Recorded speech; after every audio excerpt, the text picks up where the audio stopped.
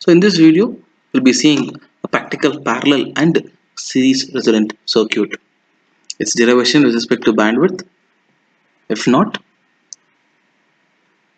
the value of admittance. I am Mohan BS, Assistant Professor working in the Department of EEE, SABIT. So a practical resonant parallel circuit consists of an inductance coil of R having a resistance of R and an inductance in parallel with a capacitance C. So R and L are in series and this combination or this branch is parallel with capacitance.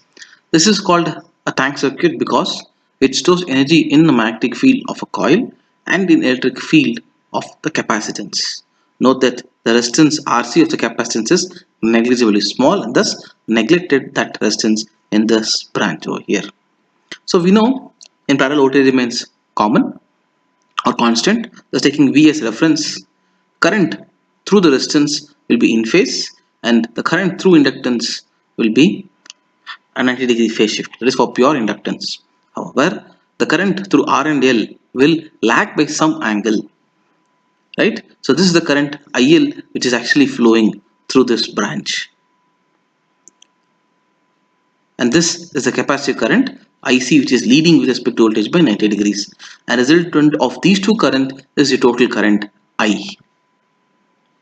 So under resonance, it will be in phase with your supply voltage. Now under resonance, the branch of the capacitance and the branch, this branch R and L will be equal and opposite, thus they cancel each other. So we'll see how do we land up with this equation shortly. So I'm just taking that equation to explain or find out what is the resonance frequency. Although this is not required to be known as of now. So solving this, omega cancels, taking L towards your, taking C towards your LHS and taking your denominator towards your RHS, and solving further, we get omega as 1 by LC, taking as common, and we get R square into C by L. Thus, we get omega as 1 by root of LC square root of 1 minus R square C by L. So let us see. In earlier videos, you might have noticed that for series and parallel resonance, the equation was same, and it does not depend upon the value of R. As here, series and parallel which are together, it also depends upon the resistance in the given circuit. So admittance of the circuit, we'll see how do we solve that.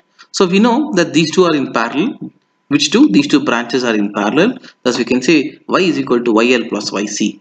Although these two impedances together are in series, are in parallel, we write that as Z1 into Z2 by Z1 plus Z2. Or converting that into impedance, we can into admittance, we can write that as Y is equal to YL plus YC. So Y is nothing but 1 by R plus J omega L, which these two are in series, plus for YC J omega C.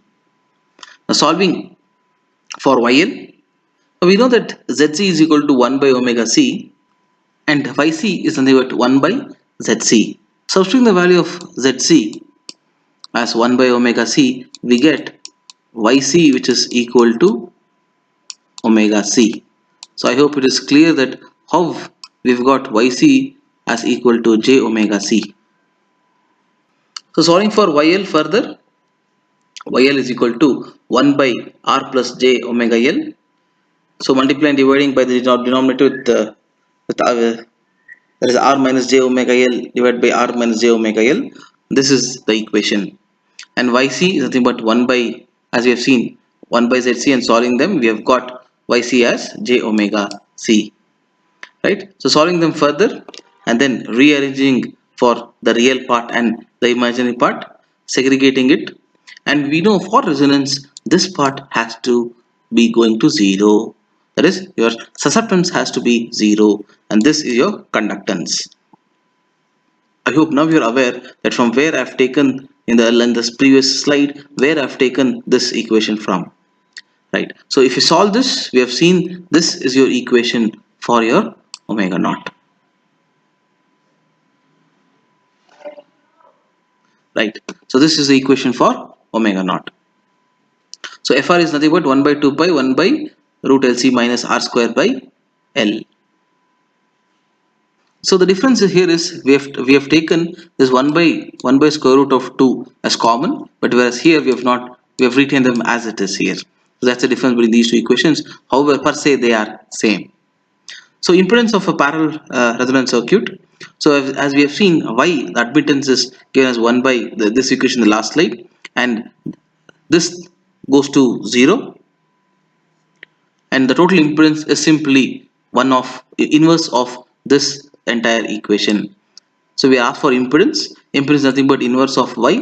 So inverse of this is your impedance under parallel resonance. Because we know under parallel, or at resonance, this complete term goes to 0. Thus this is your admittance, and inverse of this admittance is your impedance. So inverse of this, solving them further, we get, so we have yr.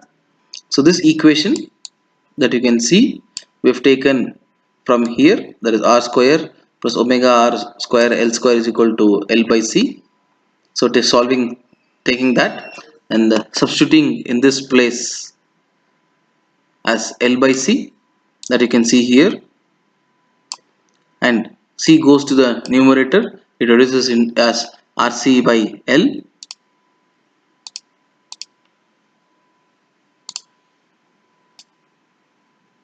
Thus ZR is 1 by YR, which is nothing but inverse of this, that is L by RC. So current through resonance circuit is given as I is equal to V by ZR. So V by this term, that is L by RC, or we can simply say RC V by L is your maximum current that flows in the circuit under resonance condition. So thank you for watching the video. Please do subscribe and enhance your knowledge.